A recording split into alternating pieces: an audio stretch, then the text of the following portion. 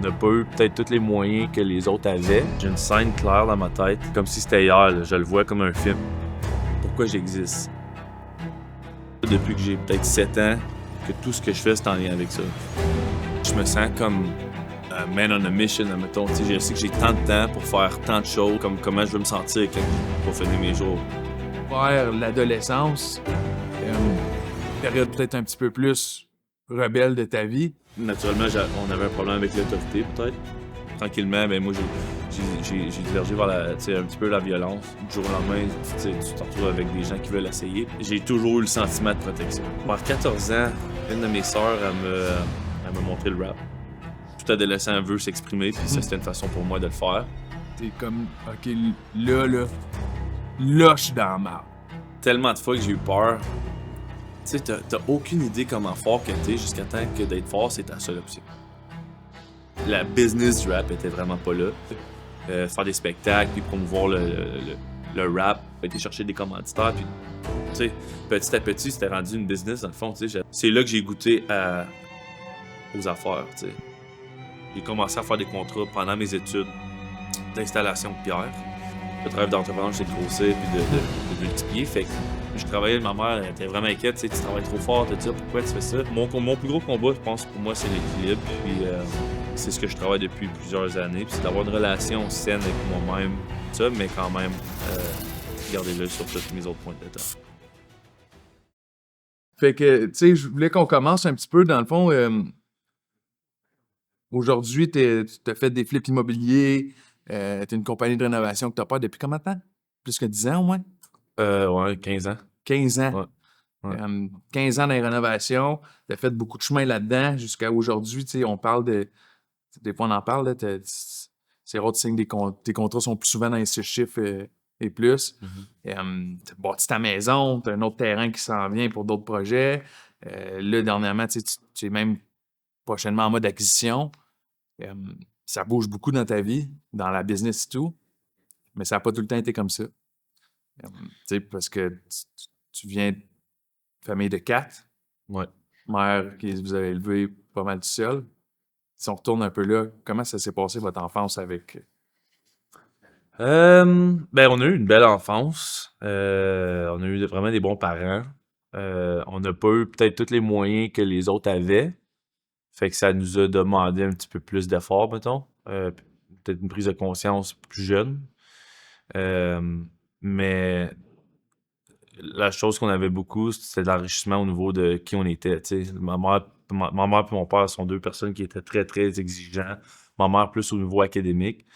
Mon père plus au niveau survie, mettons, qui ont notre savoir-être puis notre savoir-faire. Fait que très jeune, on était un peu pas drillé, mais entraîné quasiment là, à comment venir dans le monde des grands puis comment exceller.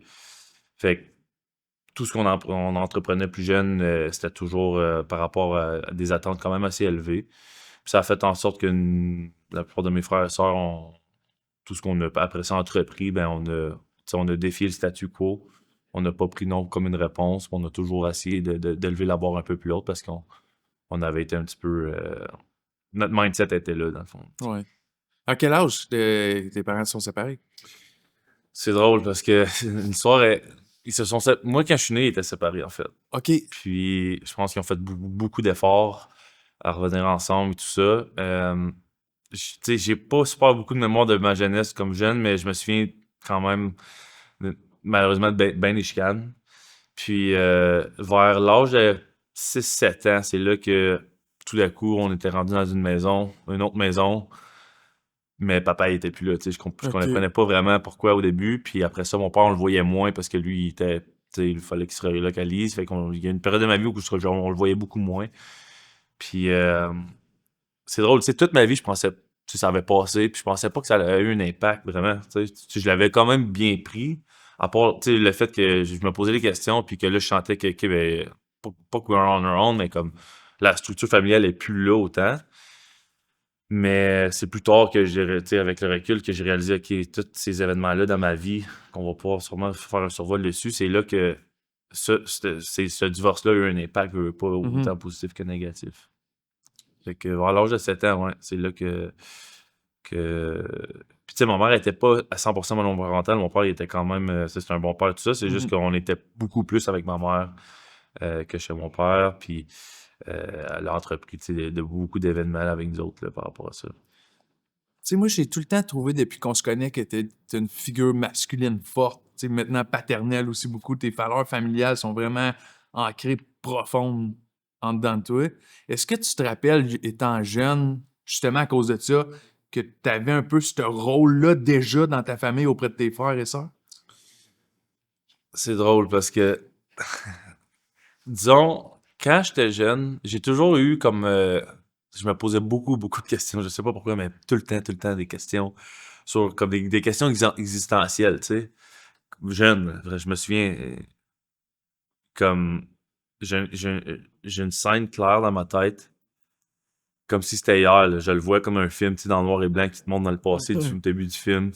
Je peux le revoir n'importe quand je veux, cette scène-là. Puis je demandais à ma mère pourquoi j'existe. C'est à quoi je sers, tu sais, pourquoi je suis là, moi. Tu sais, je posais ces questions-là à ma mère, puis elle était en train de faire plein de tâches, puis le souper, puis tout ça, puis je lançais une balle, une genre de balle bleue, peut-être délavée. Je lançais une balle bleue, puis je me souviens, tu sais, en faisant plein de tâches, elle avait comme pris 3 secondes pour bien me répondre, au lieu de juste, tu sais. Ouais, ouais. Puis elle avait répondu qu'un silence au début, puis avec un petit sourire en coin, elle me dit fais juste faire ça que tu laisses la terre mieux comment tu l'as trouvé. Puis si tu fais ça, t'es correct, tu sais. Puis traite là, tu sais. Ça me donnait une réponse, ça me donnait un guide pour tout le restant de ma vie, dans le fond. Fait que c'est comme si j'avais commencé par la fin. Tu sais, comment je vais finir mes jours, c'est d'être là depuis que j'ai peut-être 7 ans, que tout ce que je fais, c'est en lien avec ça, dans le fond. C'est de même que je vis ma vie. Puis là-dedans, il y avait de la place pour peut-être 5 valeurs principales. Puis venant d'une famille tellement chaleureuse, autant du côté de ma mère comme la famille costarricaine, Mhm. tu sais, du monde très chaleureux, puis côté de mon père, que mon père il était 18 enfants quand il était jeune. Fait que c'est une grande famille. C'est deux grosses familles vraiment importantes que c'est là que tu sais, les valeurs familiales se sont vraiment. Tu sais, la culture de la famille elle a pris place. Puis dès l'âge de comme 7 ans, c'est là que j'ai réalisé que je veux être un père de famille. Puis je me souviens que, tu sais, en grandissant à 7, 8, 9, 10 ans, les événements que j'avais avec mes parents, ou les confrontations, ou les exemples des fois qu'ils faisaient dans l'auto, juste une façon qu'ils avaient répondu, j'enregistrais des affaires, puis je me disais, ça, je vais dire ça à mes enfants quand je vais... Ça, je ferai pas ça avec mes enfants quand je vais être vieux. Ça, je vais faire ça, tu sais. De cet âge-là, j'ai commencé à enregistrer ça. C'est vraiment dans le tout. Ouais. Puis c'est malade, man. Puis ça répond à bien des points, comment je te vois, puis ça m'étonne pas d'entendre ça de toi. Ouais, c'est fou parce que je pensais à ça juste un peu avant de venir, puis j'ai toujours cette scène dans ma tête, fait que je dis comme dans le fond, c'est ça que c'est ça, c'est pour ça que, tu sais, depuis cet âge-là, je me sens comme man on a mission, admettons, tu sais, je sais que j'ai tant de temps pour faire tant de choses, puis pour moi, tu sais, je suis pas obsédé, j'étais pas obsédé avec la mort, mais c'était comment que je veux finir mes jours, comment je veux me sentir quand je vais finir mes jours, tu sais, parce que j'en reviens aussi à tout comme je pense souvent, moi, je suis fasciné. J'ai comme une fascination secrète sur genre la création de la Terre, puis les dinosaures, puis toutes ces affaires-là. Ok? J'en parle pas trop, mais comme dernièrement, je suis vraiment fasciné. Ça fait comme peut-être une dizaine d'années. Puis des fois, quand je reviens à ça, je réalise, tu sais, comme l'histoire de la Terre, combien de temps que ça a pris à la Terre, 4,5 billions d'années, tu sais, à créer une Terre. Puis après ça a pris un autre billion d'années avant qu'il y ait de la vie sur la Terre. On vient tellement de loin. Puis après ça, nous, on a comme 85 ans à vivre dans toute cette affaire-là. Fait que la chance qu'on a d'être en vie, premièrement, puis de vivre la vie, puis en plus, où est-ce qu'on est, tu sais, dans un endroit tellement sécuritaire, puis on dit le confort qu'on est, je suis très reconnaissant, très, très, très reconnaissant d'avoir droit à Ouais, ça. ouais. Puis je me dis que, tu sais, je dois donner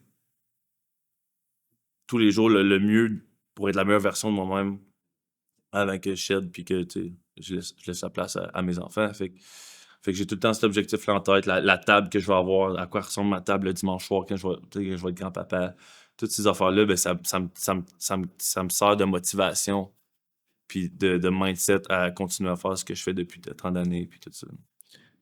Puis s'il arrivait quelque chose demain matin, puis tu t'étais couché sur ton lit d'hôpital, puis tu avais à te fermer les yeux, pour la période où est-ce que tu es rendu en ce moment, tu dirais-tu que tu as quand même achievé Ben, mon but premier étant de laisser la terre mieux que je l'ai trouvé, oui. Ouais. Tu sais, parce que dans le fond, j'ai fait le mieux que je pouvais tout le long. J'ai toujours, tu sais, j'ai été fidèle à moi-même là-dedans. Fait que ça, 100%, ouais. C'est bon. Tant mieux, man. Parce qu'il faut pas que ce soit juste une destination, il faut que ce soit quelque chose qui s'achieve tout au long du processus. Exact. C'est ça qui est le fun d'avoir cette mentalité-là pour moi, c'est que ça me donne un journey, dans le fond. Tu sais, Ouais, ça me c'est donne ça. vraiment une destination, puis tout le long, ben, Puis l'accomplissement se répète tout au long de ce chemin-là. exact, Pas juste à la fin. exact. T'avances là-dedans dans ta vie, puis là, tu commences à te poser des questions comme tu sais, comment est-ce que je vais agir avec mes enfants, qu'est-ce que je vais faire, qu'est-ce que je vais pas faire. Transige vers l'adolescence, période peut-être un petit peu plus rebelle de ta vie. C'est-tu cette manifestation-là de t'exprimer puis de rebelliser, tu penses-tu que ça vient un peu aussi de ton enfance puis de... Exact. Ben, tu sais, tantôt, quand je disais que je pensais pas que le divorce avait. Je pense que le divorce a un impact là-dessus. Tu sais, il y avait des affaires que j'avais pas compris ou digérées, mettons. Ça a commencé avec une rébellion normale, tu sais, à l'âge de 14 ans, peut-être comme tous les enfants. Puis je pense que, naturellement, on avait un problème avec l'autorité, peut-être. Puis aussi, tu sais, tu sais, qu'est-ce qui était bien puis qu'est-ce qui était mal. Les choses qui étaient mal, on n'acceptait pas, mettons. Tu sais, on n'acceptait pas de se faire traiter d'une façon, quoi que ce soit. Fait que tranquillement, ben moi, j'ai divergé vers tu sais, un petit peu la violence, comme tu sais, un peu. Puis, tu sais, c'était jamais pour mal faire. On n'a jamais été violent gratuitement ou quoi que ce soit. C'était vraiment, tu sais, de la défense ou plus Protection. protection. Ouais. Tu sais, le sentiment de protection, il était vraiment important pour Ouais. moi, tu le sais, tu sais, pour mes amis ou ma famille. Fait que naturellement, aussitôt qu'il y avait quelque chose, ben, c'était top. Puis tranquillement, ça crée des réputations. Fait que du jour au lendemain, tu sais, tu te retrouves avec des gens qui veulent essayer parce qu'ils ont entendu parler. Fait que, tu sais, j'ai baigné là-dedans un petit peu, mais comme je te dis, on n'était pas malfaisants. J'ai été vraiment chanceux. Les amis que j'ai encore aujourd'hui, ça vient de cette époque-là, puis c'est tout vraiment du bon monde. Fait que, mais oui, ça a été rock'n'roll un petit peu. On a eu comme d'anecdotes qu'on peut. Tu sais, je le vois de même. Moi, dans le fond, tu sais, t'avais comme ce rôle-là de protecteur dans l'espace familial, de par la distance qui s'était créée un peu avec tes parents. Puis, tu sais, après ça, toi, dans le fond, quand tu t'es détaché un peu de ce milieu-là, parce que l'adolescence crée cette distance-là avec un peu notre maison, et là, tu as répliqué un peu ce rôle-là à travers tes chums. Ouais. Tu sais, dans le fond, oui, head coach, comme on aimait l'appeler, puis tout, mais tu es devenu le protecteur de cet environnement-là. Ouais. Puis tu as voulu, tu sais, t'étais pas en haut pour taper sa tête des autres, mais plutôt pour élever tes chums avec toi, comme tu faisais avec tes sœurs, avec ton frère. Ouais. Tu sais, oui, après ça, comme tu dis, il y a eu de la violence, il y a eu de la protection, il y a eu de la bataille, mais jamais juste pour comme aller faire mal à du monde gratuitement. C'était dans... Exact. C'était plus ben, pas pour faire un point, mais plus pour garder, mettons, le respect en place, puis pour protéger, comme tu dis. Ouais. Puis c'est drôle que tu fais l'analogie parce que, tu sais, dans le fond, c'est ça que c'est. J'ai toujours eu le sentiment de protection. De que j'étais tu sais, redevable à faire sûr que le monde autour de moi était safe. Tu sais, toutes les histoires que tu as entendu parler, c'était souvent, même pas par rapport à moi. Ouais. Mais j'ai jamais hésité à, tu sais, À sauter dans le tas pour à protéger sauter. ton monde. Ouais, exact. Puis, dans ces années-là, c'était comme le cliché de, tu sais, tu fais partie d'une gang, si on peut l'appeler de même, entre guillemets. Ça venait avec la musique. Puis la musique, ouais. dans tes origines de costaricaine, puis tu sais, latino, tout ça, ça a fait partie de ta jeunesse probablement. Ouais. Puis après, tu l'as transigé dans la fin de ton adolescence. Exact. Puis, tu sais, c'est tout en lien parce que je recule en arrière. Tu sais, quand mes parents sont divorcés, ma mère, maintenant, c'est monoparentale à la maison, 4 enfants. Tu sais, elle a eu aussi, elle a passé à travers tu sais, des épisodes un peu. Puis, je me souviens d'une chose, tu sais, à tous les matins qu'on se réveillait, à tous les matins, il y avait de la musique. Je me réveillais dans la musique. Il y avait de la musique dans la maison. Puis, I guess que pour elle, c'était une des façons de de digérer tout ça, tu sais. Mhm. Puis que ça soit du Tony Braxton ou du Céline Dion ou du Garth Brooks ou du Ray Charles, il y avait tout le temps de la musique. Puis dès un jeune âge, j'ai appris beaucoup comme sur la musique.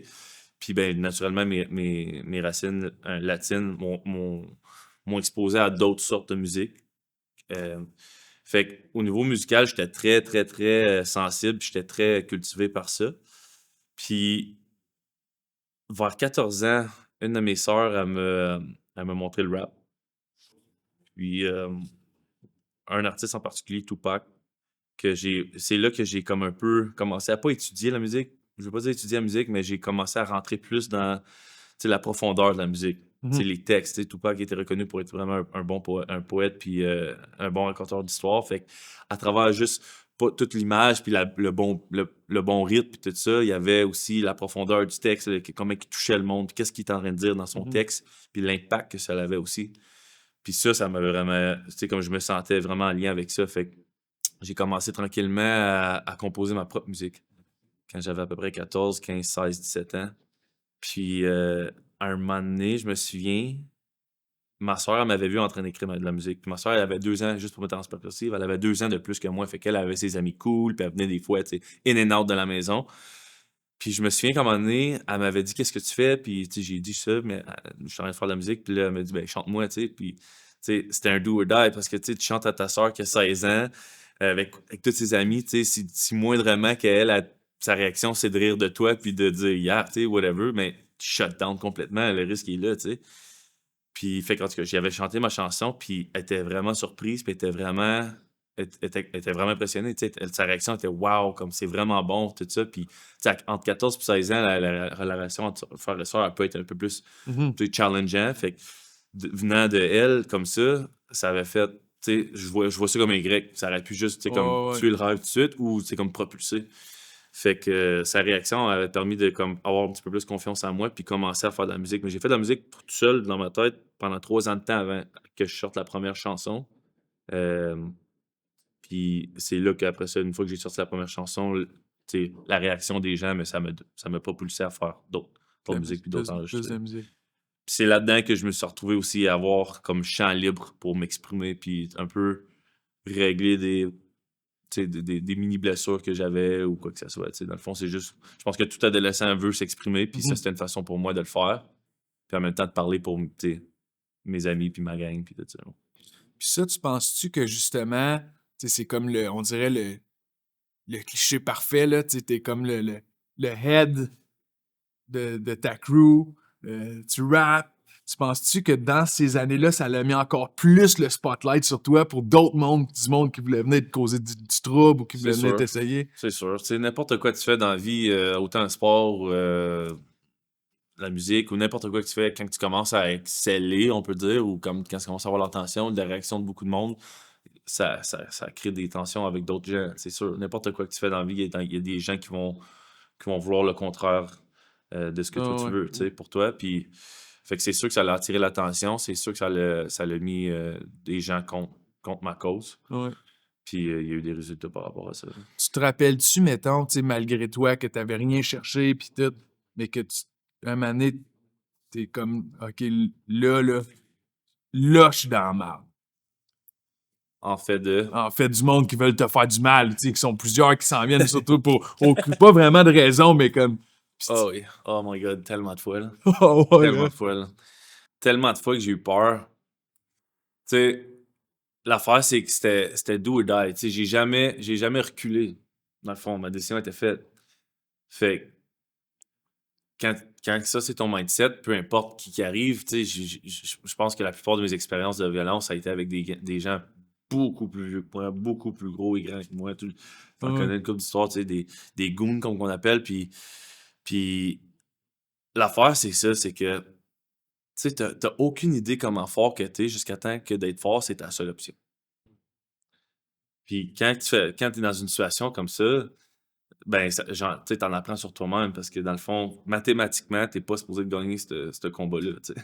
Dans le fond, tu sais, Ouais. t'as bien moins de ressources que la personne. Puis tu sais, dans le fond, perdre pour moi, c'était pas une option parce que je peux anticiper c'est quoi les dommages de ce scénario-là. Fait que, tu sais, quand t'as pas le choix de gagner, dans le fond, tout ce qui peut ressortir de toi, l'adrénaline, la peur, a causé tellement de découvertes pour moi. Tant là-dedans que je peux transposer dans ma vie. Tu Maintenant. sais, aujourd'hui, tout ce qui arrive, tu sais, j'ai une petite voix dans ma tête qui me dit You'll get out of this, tu sais. You just gotta find a way.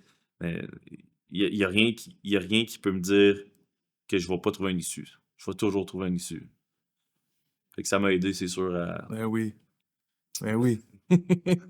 Ben, tu sais, comme tu dis, mathématiquement, statistiquement parlant, tu es comme un peu, ils le font là, dans Endgame ou quelque chose, dans un des films de Marvel.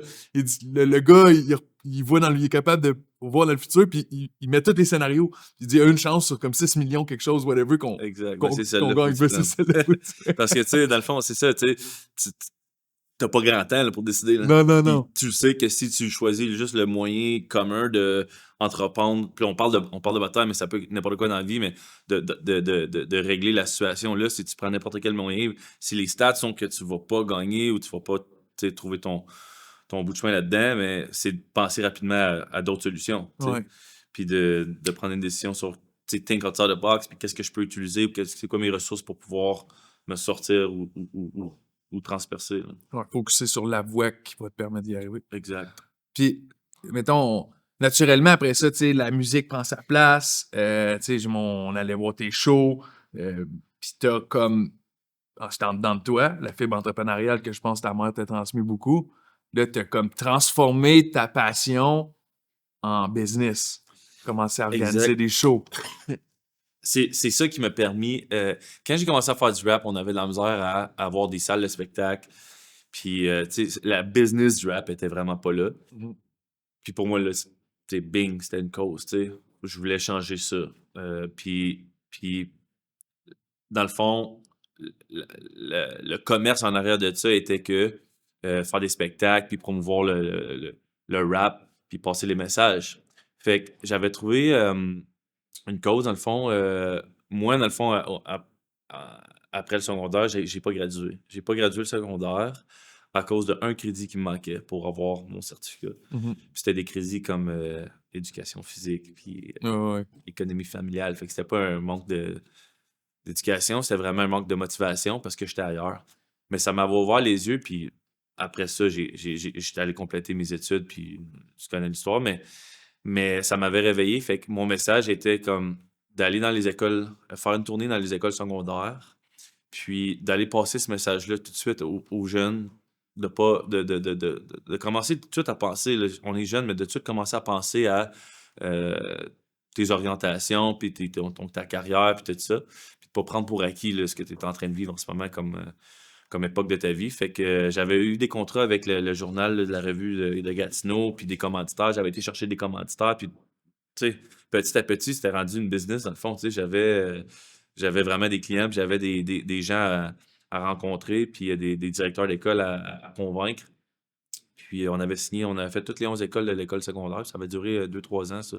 Ça avait attiré quand même un peu d'attention. Puis c'est là que j'ai goûté aux affaires, tu sais. Mhm. Puis que là, ça m'a ouvert les yeux. Fait que basé là-dessus, je savais que j'avais besoin d'aller tu sais, comme m'enrichir au niveau d'éducation et tout ça. Fait que quand j'ai été faire des- mon cours d'été pour finir mon secondaire, j'en ai profité pour faire des maths fortes. Mhm. Puis là, c'est là que j'ai découvert comme vraiment la mathématique forte, puis que j'ai vraiment trippé là-dessus. Puis ça m'a ouvert les portes après ça, aller faire une technique en gestion de commerce au cégep. Puis après ça, j'ai continué jusqu'à l'université, faire un baccalauréat en administration. Puis, c'est pas nécessaire. C'est pas essentiel, je pense, de faire l'université puis tout Ouais. ça pour être en affaires. Mais pour moi, la personne, tu sais, j'ai appris à me connaître là-dedans, je suis un peu type A. De savoir certaines choses euh, va m'aider à entreprendre euh, des objectifs. Fait que pour moi, de savoir que j'avais été à l'université, l'université m'a ouvert les yeux sur tellement de choses, dont, mettons, comment apprendre, les deadlines, Mhm. des influences, tu sais, les livres que ça m'a fait lire. Ça m'a ouvert vraiment les yeux. Puis ça m'a vraiment propulsé là, dans mon entrepreneuriat là, pour arriver plus vite à destination, disons. Fait que toi, dans le fond, là, tu rappais, t'avais mettons, tes albums. Fait que là, au dernier année, tu commençais à donner des shows. Après ça, tu t'es dit, bon, ben, c'est difficile d'avoir une plateforme, fait que je vais créer la mienne. Fait que tu as commencé Exact. à organiser tes shows. Ouais. Puis là, après ça, en faisant ça, tu t'es rendu compte un peu qu'il te manquait des outils dans ton coffre pour grandir dans la sphère de l'entrepreneuriat. Fait que c'est ça qui a motivé un peu d'aller chercher plus d'outils. Fait que cégep, après ça, université. Exact. Ça, puis honnêtement, mes parents, tu sais, mais Ouais. l'affaire, c'est que l'histoire de mon père mon père vient de l'Abitibi, un petit village. Ils sont nés dans une ferme, dans le fond, 18 enfants. Puis lui, il voulait un peu sortir de ça. Fait il est sorti de là, il est allé à Bay James travailler plusieurs années pour se payer une éducation. Puis, tu sais, il est allé à l'université, puis il a vécu une belle vie, tu sais. Puis, ma mère, elle a pas pu, tu sais, ma mère est tombée enceinte très jeune, fait qu'elle, elle a pas pu avoir cette opportunité-là. Mais mes sœurs sont allées, tu sais, académiquement, ils ont très bien performé, fait que j'avais quand même des bons guides par rapport à ça. Puis je connaissais la valeur, tu sais, la valeur de l'éducation, fait que j'avais été comme, dans ma phase rebelle, j'avais, tu sais, dans ma tête, j'allais pas à l'université, puis je voulais rien savoir Ouais, de c'est tout ça. ça. Mais en commençant à entreprendre, tu sais, puis rentrer dans la vie d'adulte, là, je voyais, tu sais, que je voulais avoir toutes les ressources que je pouvais avoir. Tu sais, je voulais pas manquer rien pour pouvoir exceller. Puis, tu sais, je voulais pas que ça soit une des raisons pourquoi que ça avait pas fonctionné, mes trucs. Fait que j'avais trouvé que c'était une bonne idée. Ben, 100%. Fait que c'est fou pareil, tu sais, dans le fond, de comme quand la phase rebelle s'est émancipée ou elle s'est dissipée, ben là, après ça t'a fait réaliser, OK, finalement, j'ai peut-être une voie dans ce chemin un peu plus traditionnel-là. Je vais aller en tirer ce que j'ai besoin d'en tirer. Ouais, Pas dans la globalité de la chose, mais dans qu'est-ce qui va être bon pour Philippe Montreuil. exact. Puis après ça, à quel moment là-dedans arrive le takeover un petit peu de l'entreprise familiale? Euh, Ça part de loin parce que, tu sais, l'affaire, c'est que, tu sais, une des choses qui m'a poussé à l'université, c'est que j'avais pas non plus la chance d'avoir, mettons, des parents qui ont fait le chemin où est-ce que je voulais m'en aller. Fait que je me sentais comme j'avais pas nécessairement tous les guides, puis que je devais aller percer ça. Mais une chose qui m'avait beaucoup aidé, c'est que quand j'étais jeune, j'avais à peu près 12 ans, ma mère, du jour au lendemain, elle a parti sa compagnie de... Je sais pas si elle avait perdu ou elle avait lâché sa job, mais elle avait commencé sa compagnie d'installation de pierre, out of the blue. Puis moi, j'avais commencé à être l'aider parce que je me souviens qu'un matin, il était 6 heures du matin au mois de février, puis je l'entendais piquer la glace dans son petit trailer. Pas de toile, tu sais, parce que la glace avait tombé dedans, puis il fallait qu'elle dégèle ses outils. Fait que, tu sais, c'était plus fort que moi, le devoir était comme, tu sais, il faut que j'aille participer à ça. Fait que j'avais commencé tranquillement à l'aider, mais tu sais, c'était rendu un travail d'été. À tous les étés, j'allais travailler avec elle. Puis, tu sais, elle pouvait pas me montrer la construction, parce qu'elle-même, elle apprenait là-dedans. Mais elle me montrait des valeurs vraiment fondamentales, dont la propreté, la transparence, euh, les communications saines avec les clients, comment se démarquer de ses compétiteurs. Elle me disait toujours qu'il faut laisser la place plus propre que comment on l'a trouvé. C'est toutes des choses que toi, tu n'apprends pas ça nulle part d'autre. Puis que c'était quand même différent dans le monde de la construction. Fait que ça, j'avais anticipé, j'avais pris ça un peu avec moi. Mais je pense qu'après le cégep, j'avais été faire un stage dans une compagnie de construction. Puis cette compagnie-là était un petit peu plus old school. Puis moi, j'arrivais, tu sais, on sortait de l'école, je savais tout, tu sais, dans le fond, avec les Excel, puis tout ça. Puis j'avais bien hâte de comme changer l'entreprise, encore une fois, tu sais, save the world. Puis je voulais comme amener un peu des côtés différents de l'organisation de l'entreprise. Mais, tu sais, tout changement dans une entreprise crée de la réticence. Ouais. Puis tu sais, c'était dur pour moi là, de faire embarquer ces gens-là puis de changer les choses. Fait que je commençais à aimer moins mon poste. Puis il y a un moment donné où est-ce que je me sentais plus comme quasiment secrétaire adjoint. Puis je savais que c'était pas ça que tu sais, je savais que la route était facilement déviable par là, venant de mon background scolaire. Mais c'était pas ça, c'était pas vraiment ça. Fait que il y a un événement à un moment donné où est-ce que la compagnie avait une fondation, puis ils faisaient une levée de fonds, puis c'était un événement de golf. Puis le patron, la veille, juste avant de partir, le soir, il m'avait dit, il y a quelqu'un demain matin qui va venir ici. Il faut qu'il travaille avant le tournoi de golf. Fait que je vais lui laisser mon bureau. Tu peux-tu juste faire sûr qu'il y a l'Internet puis qu'il manque de rien? Sure. Fait que le lendemain matin, 6 heures du matin, le monsieur, il rentre, dit bonjour, il va s'asseoir à l'autre bord. Puis je te jure, là, à 6h30 pile, là, ça a commencé à sonner l'autre bord. Là. Il y avait, je sais pas combien de téléphones. Il y a dû avoir 3-4 téléphones. Puis là, l'adrénaline, tu le sentais là, dans le bureau. Là. L'adrénaline a commencé. Le monsieur, il avait une grosse compagnie de construction à Toronto, je pense. Il bâtissait des épiceries puis des gros immeubles. Puis à 6h30 du matin, ça avait commencé. Là, que ça soit de l'engueulage. Un appel, c'était de l'engueulage. L'autre appel, c'était oui, madame, nanana, tu sais, oui, t'es en train de faire une vente. L'autre appel, c'était un appel super professionnel avec un vendeur, mais ça arrêtait pas. Puis c'était comme.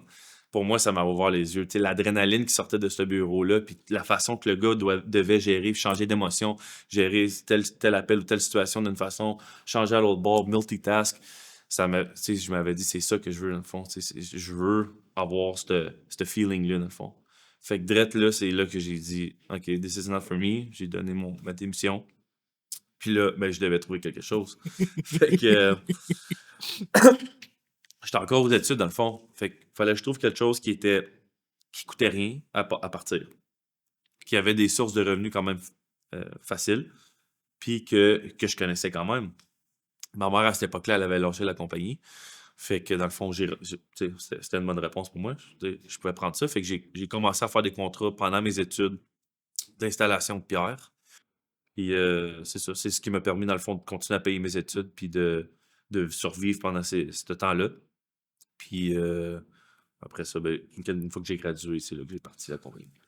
Fait que de un moment où est-ce que ton boss n'était pas là, puis il t'a demandé de patcher un trou, l'énergie que ça t'a transmis, c'est ça qui t'a fait en sorte que la Switch a flippé. Ouais, ben tu sais, si c'était pas ça, il y aurait sûrement C'est eu une d'autres autre choses. Parce que affaire, tu sais, ouais. quand t'es pas sur ton X, tu commences à avoir les yeux ouverts pour d'autres choses. Ouais. Tu comprends? Si j'étais sur mon X, ce gars-là, je l'aurais peut-être même pas remarqué ou quoi que ce soit. T'aurais pas porté attention. Exact. Fait que, en n'étant pas sur mon X, j'étais plus sensible à mon environnement, puis je me posais des questions. Fait que, mais oui, c'est cet événement-là qui a fait en sorte que, c'est juste l'étincelle que j'avais besoin pour le gaz. Puis là, fait que là, tu prends Stone... Je savais pas que t'avais pris Stone Art pendant tes études universitaires. Ouais, en fait, la seule chose qui était bonne de mon horaire d'université qui était quand même chaotique, parce que j'ai fait mon université en 2 ans au lieu de 3, fait que je l'ai fait condenser, mais ça me laissait quand même des espaces de temps. Mettons, un lundi avant-midi, j'avais pas de cours, mercredi, puis après-midi, j'avais pas de cours, jeudi, j'avais pas de cours de la journée, puis vendredi, j'avais le matin off. Fait que je pouvais quand même, c'est ça la beauté, c'était des projets plus petits, fait que je pouvais travailler des blocs de 5 heures le matin, ben, mettons de 6 heures, 7 heures à midi. Puis après ça, aller à mes cours toute sale en camion. Mais c'est de même que j'ai navigué à travers mon université, en fait. Au cégep université. Puis les fins de semaine, je travaillais tout le temps aussi. Fait que, ouais, j'ai commencé là. C'est de là après ça, fait que Stone Art, ça a commencé à lever. Fait que c'était au début vraiment de l'installation de pierre. Fait que beaucoup, je pense, des manteaux de foyer, extérieurs aussi. Ouais. Tranquillement, j'ai commencé. J'ai découvert que j'aimais faire sûr que le client il était comblé. Fait que souvent, il y avait de la structure à faire, il y avait un petit peu d'électricité, il y avait de la peinture alentour, il y avait des petites moulures. Fait que tranquillement le sentiment de clé en main m'interpellait beaucoup. Fait que tranquillement, c'est là que j'ai commencé à faire ça. Puis en même temps, en parallèle aussi, j'avais ma copine à l'époque, son beau-père, il avait beaucoup de blocs. Mhm. Fait que tu sais, je m'occupais de ces blocs-là, puis je les rénovais. Puis j'aimais prendre un espace existant, puis l'amener, puis sortir de là avec un résultat complètement différent. Tu sais, j'aimais prendre une pièce, puis y donner vie, puis tu sais, créer quelque chose, puis après ça, avoir le sentiment d'accomplissement de m'en aller. Fait que ça m'avait vraiment interpellé. Fait que euh, le, je pense que le stone art a été une porte d'accès pour moi dans le monde de la construction. Peut-être pas typique. Mhm. Tu sais, j'ai pas commencé sur la charpente, dans le bassin, puis tu sais, j'ai commencé par là. Mais c'est ça crée des réflexes puis des visions un petit peu différentes que la norme à cette époque-là. Puis je réussissais bien à vendre mon produit à mes clients. Puis ça a quand même bien été. Là. Puis je sais qu'un moment donné, ça a commencé à grossir. Tu sais, t'avais pris des contrats dans les Canadian Tire. Tu sais, un moment donné, t'as grossi, t'as commencé à avoir beaucoup d'employés. Puis après ça, t'as comme pivoté, puis t'as crunché un peu plus l'entreprise pour une formule plus lean. Comment ça s'est passé un peu cette décision-là? Parce que naturellement, les gens veulent grandir, grossir les équipes, grossir le Ouais. chiffre d'affaires, puis ils pensent pas assez à c'est-tu vraiment la bonne formule? C'est pour ça que tu me parles de. Je me rappelle plus comment ça s'était passé. En fait, tu sais, quand je te disais les valeurs que ma mère m'avait implantées plus jeune, je sais pas si je l'ai dit tantôt, mais la qualité était non négociable. Ouais. La qualité était toujours là, puis coûte que coûte. Puis on revient à cette époque-là où ce que tu mentionnais. Tu sais, j'étais jeune. J'avais, my God, peut-être 22 ans, 23 ans. J'avais loué un bureau, tu sais, j'étais rendu avec plusieurs employés, puis, tu sais, tout rêve d'entrepreneur, c'est de grossir puis de multiplier, fait qu'on était là. Mais j'avais pas encore toutes les connaissances puis toute l'expérience. Fait que c'était un manque d'expérience qui a causé que je réalisais avec le temps qu'on perdait la qualité. Puis il a fallu que je me pose la question, attends une minute, là. C'est quoi ton histoire? Où tu t'en vas avec ça? Parce que depuis le début, tes ingrédients de base étaient la qualité, la fiabilité. Fait que là, j'avais plus ça. Je voyais que j'étais en train de perdre la qualité. Puis dans un monde de haut de gamme, puis un peu de prestige, c'est difficile la quantité. Mhm. Tu sais, viens avec la qualité, le peu de quantité. Fait que c'est là que c'était une question que je me suis posée. Qu'est-ce que tu veux vraiment? Est-ce que tu veux grossir et perdre la qualité ou est-ce que tu veux garder la qualité? Tu sais? Puis pour moi, c'était ma raison d'être. Je revenais à mes ancres. Fait que j'ai décidé tranquillement de rapetisser. J'ai gardé un employé à ce moment-là. Puis moi, j'ai remis parce que j'étais plus vraiment sur le chantier. Fait que moi, j'ai remis mes bottes, j'ai gardé un employé, puis on est reparti un peu à zéro, au fond. Mhm. C'est comme ça qu'on est Pour reparti. retourner à tes racines, puis comme dans ta vision de où est-ce que tu. Toute la raison du pourquoi que tu voulais te lancer là-dedans au départ. Un gros reset. Ouais. Ouais, vraiment un gros reset. Comme le chiffre d'affaires qu'on avait, le volume qu'on avait, tu sais, le bureau, tout ça, mais pour moi, c'était plus important. Tu sais, c'était pas ça l'idée, là, dans le fond. Fait que c'était un gros reset. Puis ça, honnêtement, des resets, j'en ai eu quelques-uns dans ma carrière, puis c'est bien correct. Parce que comme tu te dis, comment tu veux finir? Ça part tout de suite, tu sais. Si tu veux finir comme ça, mais tu dois changer la recette maintenant. Même si ça cause des step back, t'as du temps en masse, là, pareil. Fait que pour moi, c'était vraiment primordial de le faire. Puis il y a eu quelques resets depuis aussi. Là, tu parles, tu dis 22, 23 ans. Fait que le reset, un employé, je pense que c'est pas loin de cette période-là qu'arrive ton premier flip, François de Lévis. Ouais, exact. 2015, exact. Fait que c'est pas mal exactement là. J'ai eu une vraiment belle opportunité. Raconte cette histoire-là. Comment est-ce que ça... ça me rappelle plus, mais c'est En malade. fait, j'étais dans le bureau que je te parlais, puis ma mère m'a appelé, puis elle m'a dit Chérie, il faut que tu viennes voir ça. Il y a une maison à vendre dans un beau quartier, il faut que tu viennes voir ça. Puis, tu sais, j'habitais en appartement, barely making it.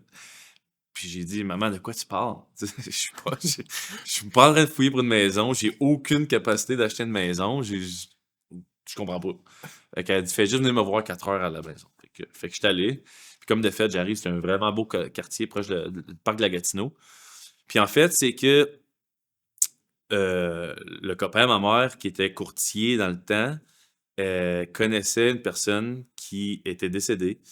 Puis la maison, la madame veuve était restée là, mais bref, une histoire familiale qui avait mal tourné. Puis la maison était rendue littéralement une crack house. Mais une belle grosse maison. Qu'est-ce qu'il y avait? L'histoire de Non, ben, la maison était comment? Ben, c'était une crack house, en fait. C'était rendu... les petits-enfants de la madame avaient rentré là, puis consommaient. Puis rentrait du monde là-dedans. il avait tout volé à la madame puis au monsieur, ou presque, qu'est-ce qui restait.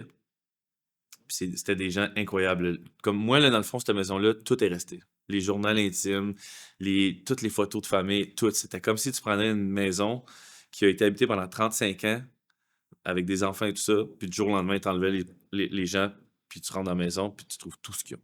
C'était vraiment exactement comme ça. Sauf que il avait vraiment magané la maison. Ça n'avait pas été rénové. Il y avait des animaux là-dedans, fait que tous les excréments étaient partout. Il y avait du manger partout. Honnêtement, quand je suis rentré là-dedans, j'ai été malade en rentrant. Puis, quand tu ouvrais le garage, la poubelle, il lançait tout dans le garage. Fait que la poubelle était rendue tellement haute que ça touchait les chevrons. C'était dégueulasse. Dégueulasse. L'urine de chat était partout, dans les poutrelles, dans le bois, partout. Fait que, bref, j'ai décidé de l'acheter, en fait. On l'a acheté. Mais ça aussi, ça s'est passé quand même assez spécial. Là. Tu arrives là, toi, tu visites la maison avec ta mère, tu te rends compte de ça. Puis là, après ça, tu dis, tu fais-tu un offre? Ouais, exact.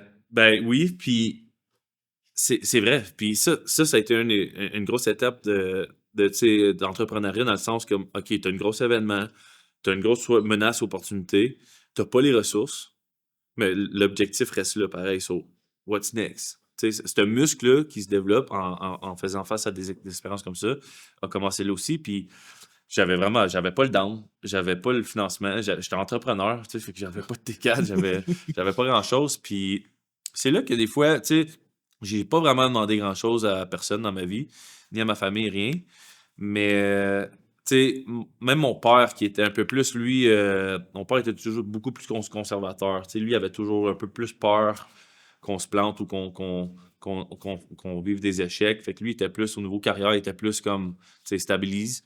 Ma mère était le free spirit. Tu sais, oui, t'es capable. Whatever you're gonna do, you're gonna achieve it. Fait que, mais même mon père à cette époque-là avait dit, tu sais, parle à ton cousin. Il peut t'aider. Tu sais, ma famille m'avait donné une couple de pointers parce je pense qu'il savait que c'était une bonne cause pour moi. Puis je pense qu'il savait que je pouvais entreprendre le projet. Fait que j'ai fait ça. J'ai dû, mettons, approcher mon cousin que je voyais pas vraiment, qui habitait dans une autre province, mais qui me connaissait un petit peu. J'ai fait un peu un plan d'affaires de ce projet-là. Je voulais qu'il dise oui, fait que j'ai pas pris de chance. J'ai fait un genre de plan d'affaires de ce projet-là au niveau financier, au niveau résultat final, la liquidité qui aurait manqué, mon client cible. J'avais appris ça un petit peu à l'école, c'est qui ton client cible? Bon, mais la maison, je vais la rénover par rapport à ce client-là, par rapport à mes goûts à moi. It's not for me. Fait que, j'avais commencé à mettre ces notions-là en place. Puis, tu sais, mon cousin, il était un vraiment bon businessman, lui, dans sa région. Puis, je le voyais parce que il m'avait posé des questions comme, OK, t'es-tu le côté du parc, la Gatineau, ou l'autre côté? Fait qu'il avait déjà été sur GPS voir l'emplacement, puis le quartier, puis tout ça. Puis, fait qu'il m'avait accordé un prêt, avec intérêt, tout ça, mais il m'avait accordé un prêt. Puis, pour le down. Puis, j'avais eu d'autres aides aussi au niveau du financement. Ça n'a pas rasé de Non, péter, ça. Il n'y avait pas quelqu'un d'autre qui voulait exact. la En fait, maison. ben là, c'est sûr que ça a causé une turbulence. Il y a du monde c'est sûr qui s'en rappelle à Gatineau. La deal qu'il y avait de cette maison-là, c'était incroyable. Puis je me souviens, plus qu'une place où j'avais été, à un moment donné, j'étais dans un restaurant et j'entendais deux messieurs parler de cette maison-là en train d'essayer de l'avoir. Moi, je le savais, j'avais eu la priorité un peu sur la maison. J'étais un des premiers arrivés, mais je savais que j'étais le petit gars dans le jungle. Les chances que je l'aille étaient vraiment minimes. Il y avait eu des offres, pas de financement, pas d'inspection, rien de ça. Le monde était prêt à acheter ça les yeux fermés. Là. Fait qu'il a fallu que je sois créatif.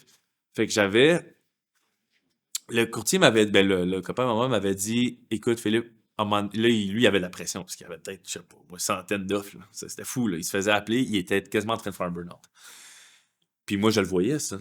Fait que je savais que les risques, à tous les jours, je me couchais avec ça, tous les matins, je me réveillais avec ça, je savais qu'il y avait un risque que j'allais pas avoir ce que je voulais.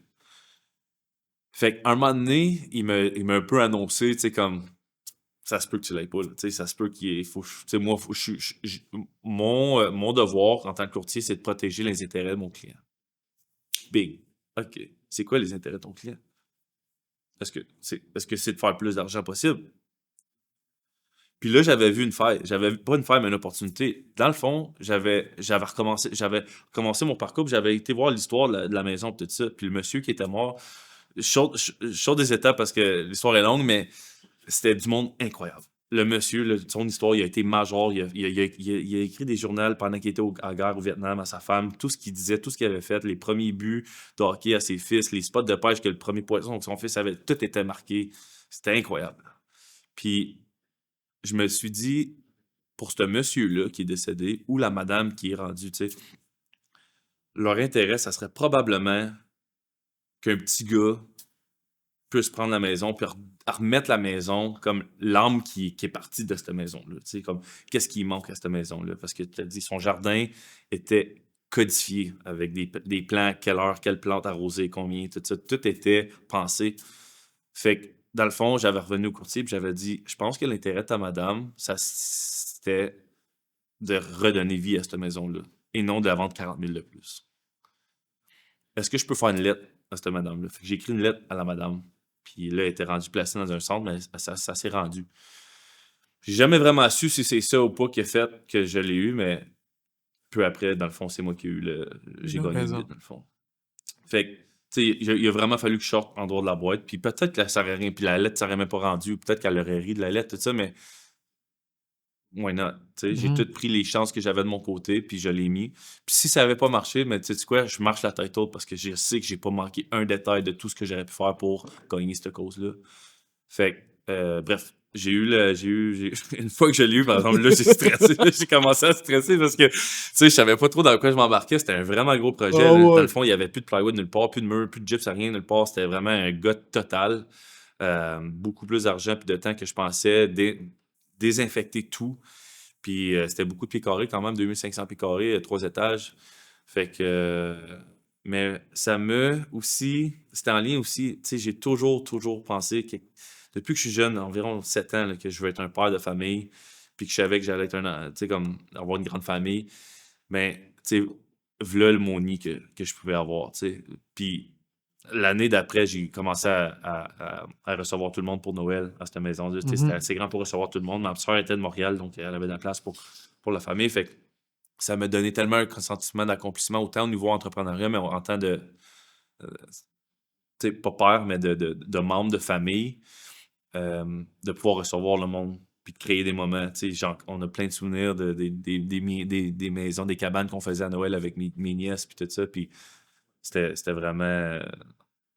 c'était une belle époque pour moi là, de commencer ça. Puis honnêtement, ça a été très lucratif aussi. Puis ça m'a propulsé à entreprendre d'autres investissements après.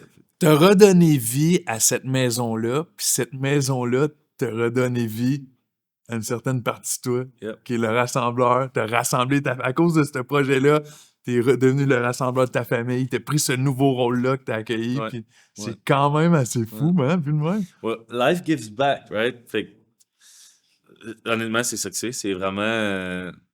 tu sais, si tu donnes, puis tu donnes, puis tu donnes, la vie est bien faite. Moi, je crois à ça. Puis tôt ou tard, tu sais, si t'es dans si tu baignes là-dedans, la vie va reprendre soin de toi de l'autre côté. Puis vraiment, puis encore aujourd'hui, tu le sais, tu sais, on host, on adore, on a vraiment un nid, on a un endroit où est-ce qu'on aime recevoir, tu sais, beaucoup de monde, puis pouvoir exprimer notre gratitude, puis notre amour à ces gens-là. Puis c'est comme ça qu'on le communique, nous, tu sais. Puis, fait que, ouais.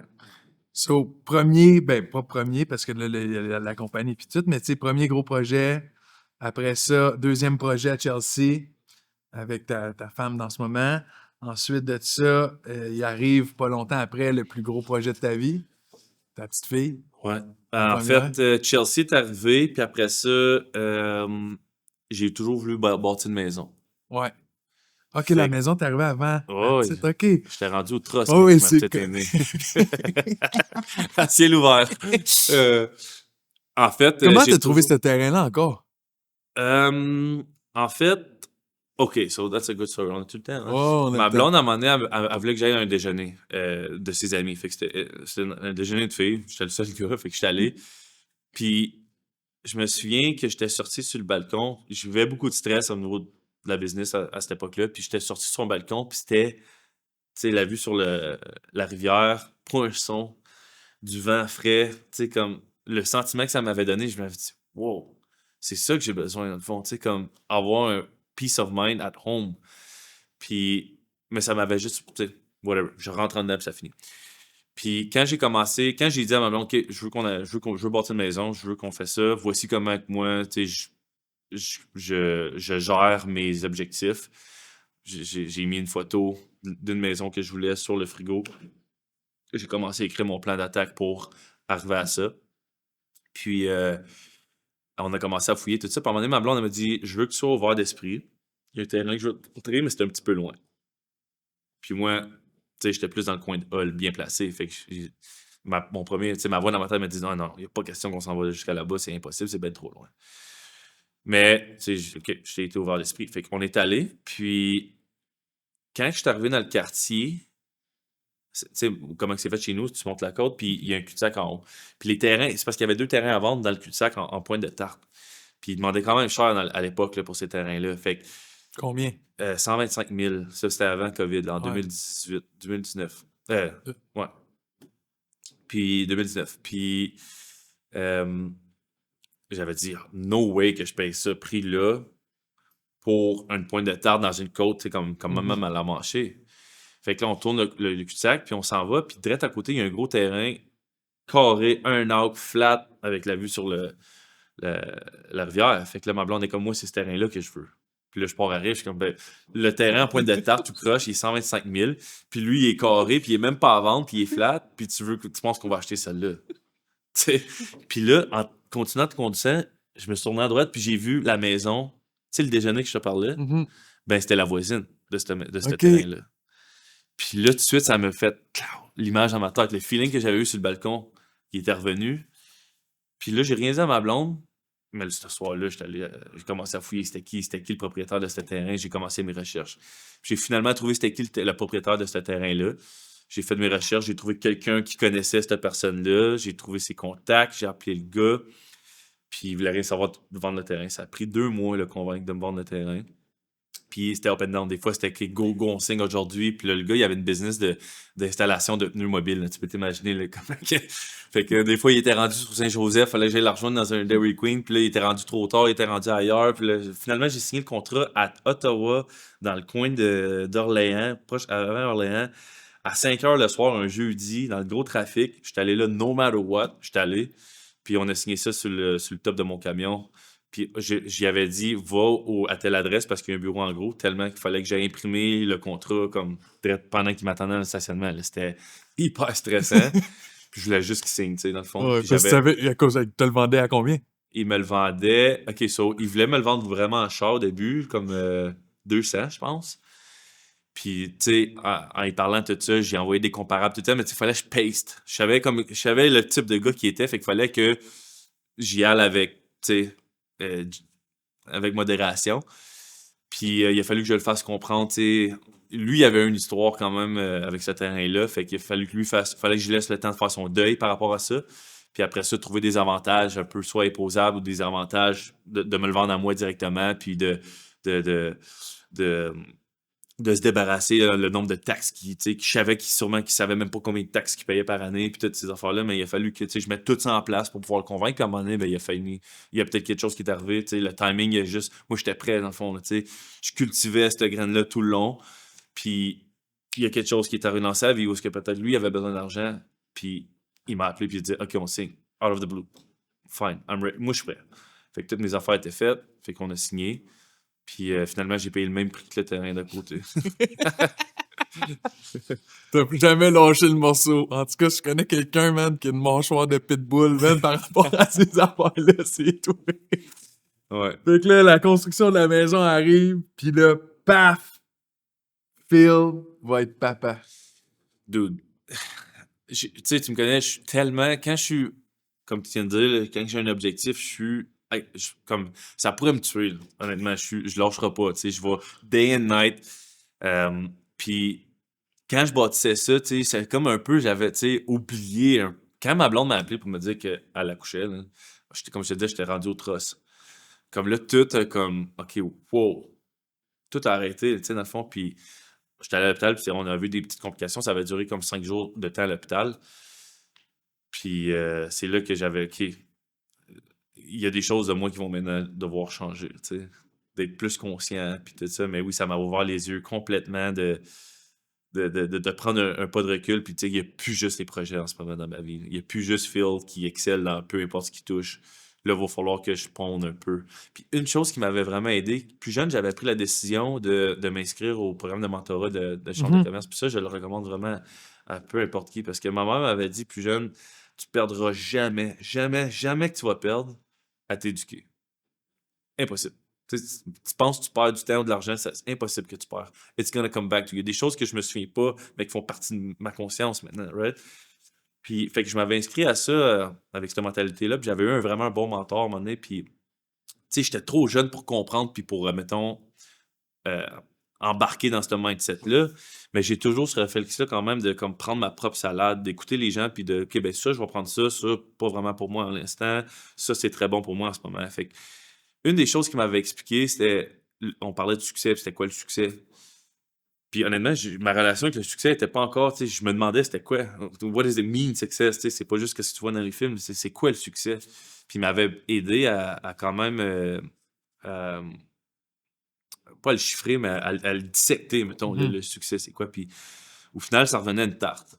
Puis tu sais, t'as une tarte, puis t'as certaines pointes que tu peux faire. Tu peux en faire plus, mais les plus petites. Tu peux en faire moins, mais les plus grosses.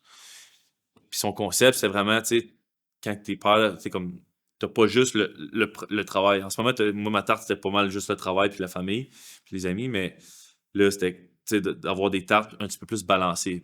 Fait que de la place pour la famille, les enfants, toi, ton éducation, de continuer à te cultiver, le sport, la santé, tu sais, d'avoir une tarte un petit peu plus équilibrée. Fait que c'est à ce moment-là, tu sais, quand ma fille est née, que ça m'avait revenu, ça, ce speech-là. Tu sais, dire, Mhm. OK, ma tarte, elle change, là. Mes morceaux, il faut que je les recoupe, là, parce que là, il faut que je fasse la place pour ça, tu sais. Puis dans le fond, c'était ça le but depuis le début. Tout ça, là, je me souviens, quand je travaillais, ma mère elle était vraiment inquiète, tu sais, tu travailles trop fort, tout ça, pourquoi tu fais ça? Ben maman, c'est pour ça. Tu sais, je veux bâtir de quoi pour mes enfants. Je veux avoir une sécurité financière pour mes enfants. Je veux qu'ils aient toutes les opportunités qu'ils peuvent avoir. Puis, fait que, au début, je me battais un petit peu contre ça parce que là, j'avais un deuil à faire de comme que je peux plus performer autant. Mettons, tu sais, j'ai moins d'heures, j'ai moins d'énergie, je dors plus. Mais ça faisait tout sens après quand je me suis dit que ben, c'était ça, tu sais, la motivation du départ. Puis c'est encore, je te dirais, mon plus gros combat, moi, dans la vie, c'est l'équilibre. Tu sais, c'est très difficile. Je suis sollicité. Le type de business que j'ai, je peux avoir jusqu'à 100 appels par jour. Puis plus les emails, plus les accrochages. Fait que j'ai extrêmement beaucoup de sollicitations. Puis ça devient quand même pour moi. Puis je suis très, très. Euh, je ne vais pas dire l'anglicisme achiever, mais tu sais, je suis très orienté vers euh, les objectifs. Fait que T'es très exigeant envers tes objectifs ouais, aussi. je suis très exigeant envers moi-même, en Ouais. fait. Fait que c'est un combat constant, tu sais, je pourrais en faire plus, puis tu sais, ou, ou prendre le temps, puis d'être présent, ou d'être là pour ça, ou d'être là pour moi aussi, tu sais. Fait que mon plus gros combat, je pense, pour moi, c'est l'équilibre, puis c'est ce que je travaille depuis plusieurs années, puis c'est d'avoir une relation saine avec moi-même là-dedans, tu sais, comment trouver mon juste milieu dans trouver la réponse à mes objectifs, tout ça, mais quand même garder l'œil sur tous mes autres points de table. Puis aujourd'hui, avec 3 enfants, un quatrième en route, une entreprise en pleine expansion, des nouveaux postes qui s'ouvrent, est où l'équilibre? Bonne question. J'ai pas, honnêtement, je ferai pas comme si j'avais la réponse en ce moment. Je travaille là-dessus en ce moment. Tu sais, OK. je suis là-dedans en ce moment, plein là-dedans. Tout ce que je sais pour moi à l'instant, tu sais, je suis vraiment chanceux. J'ai vraiment une femme incroyable qui m'aide beaucoup là-dedans aussi, qui me connaît super bien. Fait que, elle sait comment, elle sait quel bouton peser quand c'est le temps de le faire. Mais je pense, tu sais, quand je te disais, je revenais à la création de la Terre, tout ça, là, des fois, je me rappelle de tout ça, tu sais, de comment je suis chanceux d'être ici, puis l'opportunité qu'on a tous d'être en vie, puis de goûter à la vie, comme, puis dans le fond, tu sais, au final, this all has to make sense. Puis traite là, je fais un reset tout le temps, comme, c'est pas juste l'entrepreneuriat, c'est pas juste ce sport-là, ou c'est pas juste cette relation-là que je suis en train de cultiver, ou c'est pas juste les enfants non plus. Tu sais, il faut pas s'oublier là-dedans non plus. Des fois, en père famille, on oublie nous, tu sais. Puis, puis après ça, ben, c'est de refaire pour moi un reset de tout ça, puis de dire, OK, it's all good. Ça n'a pas besoin d'être parfait, ça a juste besoin d'être présent partout, puis le mieux que je peux tout le temps. Pendant que tu es en train de parler puis que je t'ai posé cette question-là, j'ai un flash. On est assis un à côté de l'autre, sur une route, à perte de vue, paysage à perte de vue, sur un autre continent, il y a des chutes, des glaciers. Puis tu disais, il faut que je te fasse écouter ça. These things, they take times, man. These things take times. Puis tu sais, tu l'as bien dit, ça n'a pas besoin d'être parfait, parce que ça ne sera pas parfait. Mais je pense que, tu sais, aujourd'hui, tu arrives à un crossroad où est-ce que le chemin que tu prends va nécessiter d'être un peu moins exigeant envers le faire, mais de continuer d'avoir la même exigence envers l'être. Exact. Tu l'as bien dit, tu sais, là, c'est le temps de mettre de l'énergie sur, justement, le être. Parce que au final, tu sais, faut pas t'oublier non plus, ça veut pas dire que tu tasses tout le reste, mais c'est quoi qui est vraiment important, tu sais? Au final, j'en reviens tout le temps encore, je veux pas penser que je suis obsédé avec la mort, mais comme sur mon lit de mort, là, mettons, là, ou même avant ça, tu sais, tu sais, je remarque quand on soupe avec ma famille, les gens qui sont plus âgés, tu sais, à partir de 75 ans, c'est comme tu as la tendance de parler de tout dans le passé, dans le fond, tu sais. Mm-hmm. Puis, pour moi, c'est de vivre, tu sais, puis je l'ai ici, tu sais, c'est d'être bien avec ce que j'ai fait pendant le temps qui m'avait été alloué. Puis c'est impossible que tout soit parfait là-dedans. C'est vraiment. Si tu veux que ça soit parfait, puis ça soit parfait, tout ça n'existerait pas. Fait que pour moi, c'est vraiment de faire un mélange, puis d'être bien avec l'ensemble. Ça veut dire que ça sera pas parfait, c'est sûr. Qu'est-ce que le Phil de plus tard, il dirait à celui qui est dans ta position en ce moment, tu penses? Ça dépend. Ça dépend de la personne dans quelle étape de vie qu'elle est, je te dirais. Mais pour moi, toi, tu parles, mettons, un entrepreneur? Non. Toi, plus tard, là, que battle through, que les enfants sont rendus adolescents, jeunes adultes. Puis là, tu penses, tu es assis à la table, puis tu vois tout ça autour de toi, puis là, tu penses à qu'est-ce que j'aurais dit à ce moment-là, dans les moments les Honnêtement, plus rough de sa vie. d'être plus présent. Je pense que ça vient tout à ça. Tu sais, tu te souviendras pas du contrat que tu as eu ou que tu n'as pas eu, mais que tu as 65 ans. Tu te souviendras pas la bataille que tu as gagnée contre une cause ou tu sais, de l'argent que tu as fait sur une transaction. C'est presque impossible que tu te souviennes de ça à 65 ans. Mhm. Mais les souvenirs avec les enfants ou eux, les souvenirs envers, tu sais, d'un père présent ou d'un père pas présent, il n'y a rien qui va changer ça, là. Tu pourras jamais retourner en arrière, tu sais. Fait que ça, je pense, tu sais, même si je fais des efforts constamment, j'en ferai jamais assez d'être plus présent le plus possible avec les enfants. Puis pas juste d'être là, vraiment être là, mentalement avec eux. Ma fille est extrêmement allumée, puis elle le sait. Elle me call out à chaque fois que je réponds, puis elle dit, t'es pas en train de m'écouter, papa. Wow! Tu sais. Fait que je pense que ça, c'est vraiment le nerf de la guerre, parce qu'au bout de la ligne, t'as un certain nombre de temps que tu goûtes à ça, puis après ça, c'est fini. Fait que je pense que c'est ça.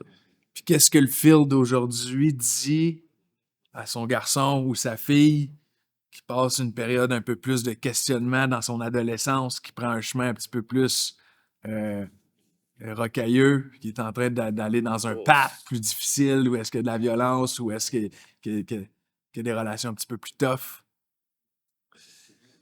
Écoute, j'ai pas la réponse à cette question-là, mais tout ce que je sais, c'est que moi, à travers mon expérience à moi, tout le long, je savais qu'il y avait quand même de l'amour, tu sais. Il y avait, tu sais, j'avais quand même un safe spot à cause que je savais qu'il y avait de l'amour de mes parents puis de mes sœurs, puis fait que je pense que c'est naturel ou c'est plus fort qu'un autre de vivre ces époques-là de la vie, mais je pense que it's just like hold on and tu sais, un bon capitaine en bateau, quand l'eau est douce, ça change rien. Tu peux pas savoir un bon capitaine ou pas un bon capitaine. Il va y avoir il va y avoir des turbulences, il va y avoir des vagues. Puis les vagues, ils vont finalement, mettons, il y a un certain nombre de temps, ça va passer. C'est juste d'être assez bon capitaine dans cette tempête-là, d'être capable de résister et de rester en vie, de survivre, pour que quand les vagues sont finies, now you take off. Fait que je pense que dans ces époques, dans ces périodes-là de l'adolescence, c'est juste d'être bon parent puis continuer d'enrichir l'amour tout ça, puis de donner des bons guides, même si tu penses qu'il écoute pas, puis même si tu penses que ça sert à rien, puis qu'il claque la porte. Là, je suis pas rendu là pour tout, mais je peux l'imaginer, mais je pense que l'amour va loin, puis de rappeler aux enfants que sont aimés, puis qu'ils sont safe, sont en sécurité, puis qu'ils sont des écouter, vraiment des écouter, puis de leur montrer que t'es là. Tu parles de capitaine. Dans ma vie, t'es la personne que je connais qui porte probablement le plus de chapeaux, mais qui sont vraiment tissés tête, dont celui du capitaine, celui du protecteur, celui du rassembleur. Le mot qui me vient en tête quand je pense à toi, c'est aligné. Parce que t'es la personne que je connais qui est le plus alignée sur ses valeurs dans tout ce qui touche. Autant que ça soit comment tu traites les gens, tes employés, tes chums, comment tu t'adresses ta famille, comment tu adresses ta vie. Puis ça, je trouve ça remarquable parce que tu le transmets aussi beaucoup. Tu sors le meilleur des gens autour de toi. Tu es ultra exigeant envers toi-même, mais tu es capable d'être exigeant aussi envers les autres quand c'est pour les bonnes raisons. Tu rassures le monde autour de toi. Puis no matter what, même si en ce moment, je sais que tu jongles avec peut-être un petit peu plus de balles que ce serait idéal, tu vas y arriver. These things, they take time. Merci pour aujourd'hui. C'était gentil, ça. J'expecterai ma tête, c'est pas rôle ma cellule. J'enfilerai peut-être la petitesse d'une pilule. Roi de la jungle, détrôné comme un tyran, emprisonné puis méprisé comme l'Iran. Rien d'éternel sauf le repos, même pour un parolier. Si un jour je rugis en solo, c'est que la meute m'en renier. Je mourrai à l'ombre de pas ou pas, comme un minard, mais jamais à l'ombre d'autorité d'un rival.